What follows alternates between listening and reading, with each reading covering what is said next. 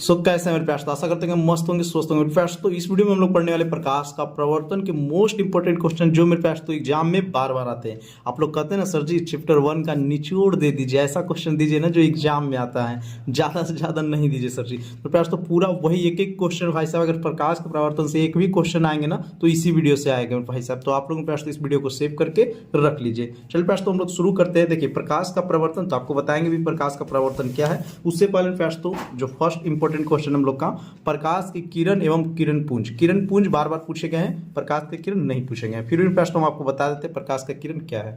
तो देखिए प्रकाश जिस पथ पर गमन करती है उस पथ को प्रकाश का किरण कहते हैं। मान लिया प्रकाश और प्रकाश तो सीधी रेखा में गमन करती है। ऑब्जेक्टिव आता है कि प्रकाश किस माध्यम करता है, सीधा रेखा में। तो प्रकाश जिस पथ पे गमन कर रही है, पथ का मतलब रोड में प्रकाश, तो उसी को हम लोग प्रकाश का किरण कहेंगे। देखिए फिजिक्स है तो आपको समझते चलना होगा, रटिएगा नहीं। देखिए प्रयास तो किरण पुंज, ये क्वेश्चन पूछे जाते हैं कि किरण पुंज क्या, ये कितने प्रकार के होते हैं। तो देखिए प्रयास तो लिखिएगा किरण पुंज। देखिए प्रकाश के किरणों के समूह को किरण पुंज कहते हैं। पुंज हम लोग भाई साहब देहात में बोलते हैं धान का पुंज। देखें तो बहुत सारा धान रहता है, तो समूह के मतलब समझ में प्रश्न तो बहुत सारा चीज, जैसे अंगूर का गुच्छा एक समूह हुआ, स्टूडेंट जो विद्यार्थी है वो एक समूह में होते हैं, ठीक है। तो उसी को प्रश्न हम लोग क्या कहेंगे, किरण पुंज। ये किरण पुंज 3 प्रकार के होते हैं। पहला ध्यान दीजिए अभिसारी किरण पुंज। किसी प्रकाश स्रोत से आने वाली किरण जब किसी एक बिंदु पर अभिशून्य होती है। देखिए विभिन्न प्रकार तो प्रकाश स्रोत से आ रही है और एक बिंदु पे आके रुक जाती है। अभिशून्य के मतलब एक बिंदु पर रुक जाती है, उसी को अभिसारी किरण पुंज कहते हैं। सिंपल है, डायग्राम से समझते चलेगा फिजिक्स को, ठीक है, रटना नहीं है। अब मेरे पास तो इसमें कुछ नहीं, एक बिंदु से तो एक बिंदु से अगर विभिन्न दिशा में फैल जाती है तो उसे हम लोग अपसारी कहेंगे। कैसे लिखेंगे, जब किसी बिंदु स्रोत से निकलने वाली प्रकाश के किरण विभिन्न दिशा में फैल जाए। कोई भी एक बिंदु है और वहां से निकलने वाली प्रकाश की किरण विभिन्न दिशा में फैल जाती है तो उसे अपसारी किरण पुंज। और विभिन्न दिशा से आने वाली प्रकाश तो एक बिंदु पर अभिशून्य हो जाएगी तो उसे अभिसारी किरण पुंज कहेंगे। और इसका प्रयास तो लास्ट यानी तीसरा नंबर है समानांतर किरण पुंज। तो जब किसी बिंदु स्रोत से निकलने वाली किरण समानांतर हो, समानांतर तो प्रयास तो आपको पता ही होगा, ठीक है, तो उसे समानांतर किरण पुंज कहते हैं। इसका नेक्स्ट क्वेश्चन भाई साहब आत्मदीप्त और अदीप्त पदार्थ क्या है, ये भी आता है, ठीक है जी। देखिए सेल्फ लुमिनस, जिसमें प्रकाश तो खुद से प्रकाश उत्सर्जित करता हो, बोलिएगा वैसा पदार्थ जो प्रकाश उत्सर्जित करता हो आत्मदीप्त पदार्थ कहलाता है, ठीक है। या इसी को परदीप्त भी बोलते हैं, याद रखिएगा, 2 नाम है मेरे प्रयास तो। जैसे सूर्य, तारे, दीपक, बल्ब इत्यादि, जिस भी पदार्थ से प्रकाश को उत्सर्जित होता है मेरे प्रयास तो उसे हम लोग आत्मदीप्त पदार्थ कहते हैं। और इसी के उल्टा हो जाएगा अदीप्त पदार्थ। देखिए नॉन लुमिनियस, वैसा पदार्थ जो प्रकाश को उत्सर्जित नहीं करता है परंतु प्रकाश की उपस्थिति में दिखाई पड़ता है, अवर्दीप्त पदार्थ कहलाता है। जैसे ये पेंसिल दिख रहा है तो ये तो प्रकाश उत्सर्जित तो नहीं करता है लेकिन प्रकाश की उपस्थिति में दिख तो रहा है ना जी, तो ये अदीप्त पदार्थ हो जाएगा। इसका उदाहरण भी लिख लीजिए, बहुत सारा चीज है, ठीक है, लकड़ी, कलम इत्यादि 2 काफी है। देखें प्रयास तो उसके बाद हम लोग पढ़ेंगे प्रकाश का प्रवर्तन के नियम। प्रावर्तन क्या है पहले ये जान लीजिए। प्रकाश का प्रवर्तन आता है रिफ्लेक्शन ऑफ लाइट। तो सबसे पहले प्रकाश तो बताते हैं कि कोई भी प्रकाश अगर किसी पदार्थ पर पड़ता है ना तो वो 3 ही चीज होता है। जैसे ये मान लीजिए पदार्थ है, सिंपल समझिएगा, इस पे प्रकाश की किरण पड़ा है प्रकाश तो या तो इसके द्वारा प्रकाश की किरण को अवशोषण कर लिया जाएगा, या तो प्रकाश की किरण आर पार हो जाएगा, या तो प्रकाश तो फिर लौटा देगा यानी टकरा के उसी माध्यम में लौट जाएगी। यही 3 घटना होता है। लेकिन बोर्ड के द्वारा प्रश्न तो आपसे पूछा जाता है कि प्रकाश के परावर्तन क्या है। तो लिखिएगा जब किसी प्रकाश स्रोत से आ रही प्रकाश की किरणें किसी वस्तु पर पड़ती है और उस वस्तु से टकराकर पुनः उसी माध्यम में लौट जाती है तो इस घटना से प्रकाश का प्रश्न तो परावर्तन कहते हैं। सिंपल समझिए भाई साहब डायग्राम से कि जब किसी प्रकाश स्रोत से आ रही प्रकाश की किरणें, कोई प्रकाश स्रोत से किरण आ रही है भाई साहब, ठीक, किसी वस्तु पर पड़ती है, मान लीजिए एक वस्तु इस पर पड़ती है और उससे टकरा कर पुनः उसी माध्यम में लौट जाती है तो इसी घटना को प्रयास तो परावर्तन कहते हैं। कहवे करता परावर्तन यानी लौटा देना। सिंपल समझ गए कि कोई पदार्थ है, किसी प्रकाश स्रोत से प्रकाश की किरण आती है और उस पर पड़ने के बाद उसी माध्यम में लौट जाती है तो इसी घटना को प्रकाश का परावर्तन कहते हैं। देखिए परावर्तन 2 प्रकार के होते हैं, एक नियमित एक अनियमित, लेकिन ये नहीं आएगा आपसे। परावर्तन के नियम आता है कि परावर्तन के नियम ऑब्जेक्टिव में कम से कम तो 10 बार पूछा गया होगा कि 2 प्रकार के होते हैं। देखिए परावर्तन के नियम क्या है ये भी बता देते हैं। जब प्रकाश की किरणें किसी परावर्तक सतह से एक निश्चित नियमों के अनुसार परावर्तित होती है तो उसे परावर्तन का नियम कहते हैं। और देखिए प्रयास तो ये आपको नहीं आएगा, ये आता है लिखने के लिए, ठीक है। परावर्तन के नियम को लिखिए, ये मेरे पास तो आपके एग्जाम में काफ़ी बार पूछा गया है। और परावर्तन के कितने नियम होते हैं? 2 नियम।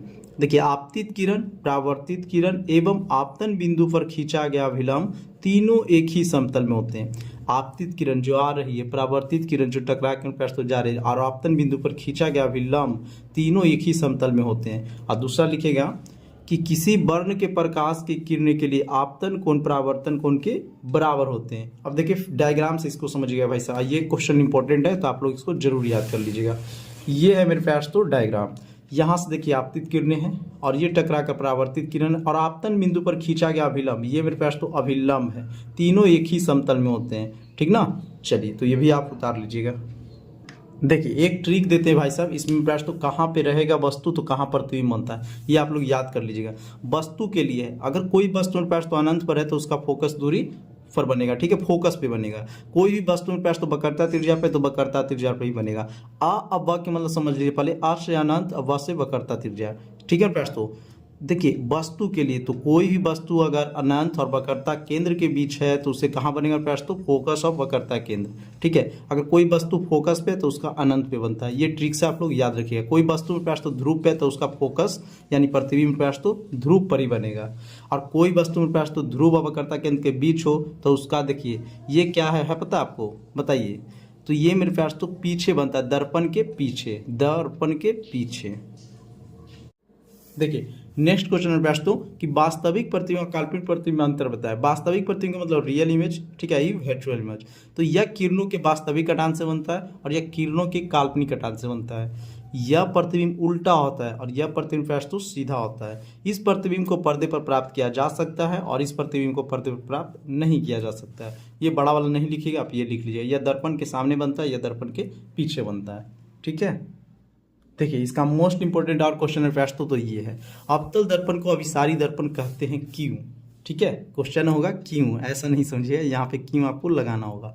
एग्जाम में कई बार पूछे कि मोस्ट VVI क्वेश्चन है, ठीक है जी। अवतल दर्पण एवं अवतल दर्पण को अभिसारी दर्पण कहते हैं क्यों? देखिए अवतल दर्पण के परावर्तक सतह पर मुख अक्ष के समानांतर आपतित किरणें दर्पण से परावर्तन के बाद मुख फोकस पर अभिस्थित होती है, इस कारण अवतल दर्पण को अभिसारी दर्पण कहते हैं। डायग्राम से समझिए प्रश्न, हम क्या आपको बताया कि अवतल दर्पण के परावर्तक सतह, मान लीजिए यह एक छोटा सा अवतल दर्पण हम पढ़ते हैं, इसका मुख अक्ष, तो मुख अक्ष बीच से होता है ना जी।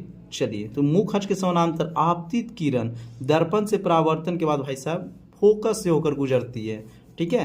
अब स्थिति मतलब फोकस पे पड़ती है, या प्रश्न तो फोकस से होकर गुजरती है, इसी कारण अवतल दर्पण को अभिसारी दर्पण कहते हैं। यही मेरे प्रश्न तो आपको सिंपल थोड़ा सा याद रखना है, ठीक है। अब इसी प्रकार हम प्रश्न कि अवतल को तो कहते हैं, तो उत्तल को क्या कहते हैं? उत्तल को अपसारी कहते हैं। देखिए इसमें भी वही चीज़ है, उत्तल दर्पण के परावर्तक सतह पर मुख अक्ष के समानांतर, एक उत्तल दर्पण और उसके मुख अक्ष के समानांतर आपतित किरणें, देखिए आपतित किरणें प्रश्न तो दर्पण से परावर्तन के बाद विभिन्न दिशाओं में फैल जाती है। जैसे ही दर्पण पे पड़ता है तो परावर्तन के बाद, परावर्तन अभी बताया ना, लौटा देना, और विभिन्न दिशा में फैल जाती है, और इस दिशाओं को प्रश्न देखिए मुख फोकस पर आपसत होती है, अपसतत होती है, इसके डॉट लाइन से किए काल्पनिक रेखा से, ठीक है। इस कारण उत्तल दर्पण को अपसारी दर्पण कहते हैं। फिगर भी आपको साथ साथ ही बनाना है, फिगर जब ना बनाइएगा भाई साहब तो 2 नंबर का आपका क्वेश्चन है तो 1 ही नंबर मिलेगा। इसीलिए कहते हैं बच्चे के पास तो कि सर जी हम तो सब बना दिए थे फिर भी नहीं मेरा नंबर मिला।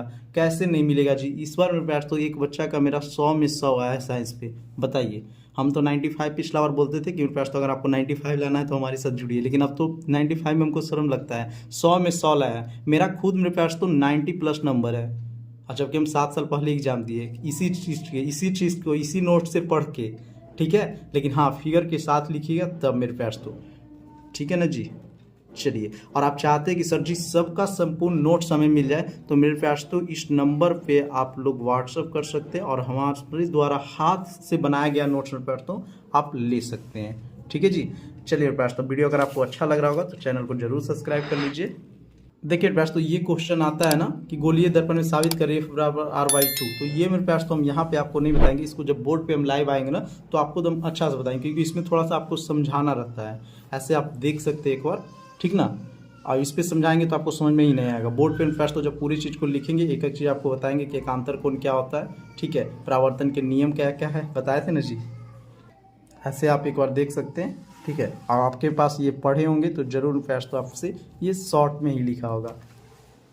देखिए प्रश्न, नेक्स्ट क्वेश्चन है कि अवतल दर्पण का उपयोग को लिखे। काफी बार एग्जाम में आया कि अवतल और उत्तल का उपयोग लिखें। तो देखिए ऑब्जेक्टिव भी आपको आ जाएगा कि अवतल दर्पण का उपयोग निम्नलिखित में कौन है। तो सोलर कुकर में, मोटर गाड़ियों के हेडलाइट में, ये हेडलाइट की बात कर रहे हैं। साइड मिरर प्रयास तो उत्तल हो जाता है, ठीक है। देखिए तीसरा लिखिएगा हजामत दर्पण के रूप में। चौथा लिख लीजिएगा रोगियों के नाक, कान, गले इत्यादि को जांच करने, जो देखता है ना डॉक्टर भाई साहब, उसमें। फिर सर्च लाइट में। फिर उसी प्रकार है उत्तल दर्पण का उपयोग, इसका 3 काफी है।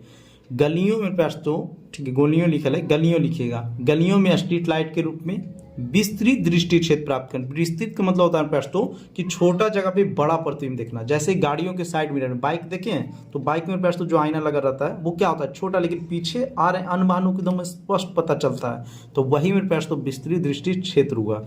तो लिख लीजिएगा कि उत्तल दर्पण का उपयोग गाड़ियों के साइड मिरर में, अवतल का प्रयास तो हेडलाइट में होता है, ठीक ना।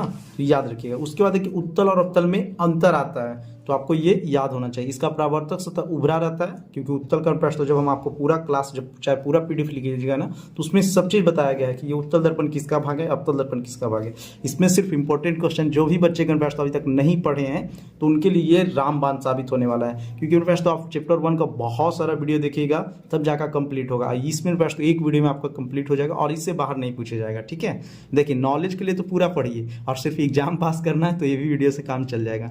देखिए इसका परावर्तक सतह उभरा रहता है, उससे उत्तल, उससे उभरा। इसका परावर्तक सतह धंसा रहता है। इसमें केवल काल्पनिक प्रतिबिंब बनते हैं और इसमें काल्पनिक और वास्तविक दोनों प्रतिबिंब बनते हैं।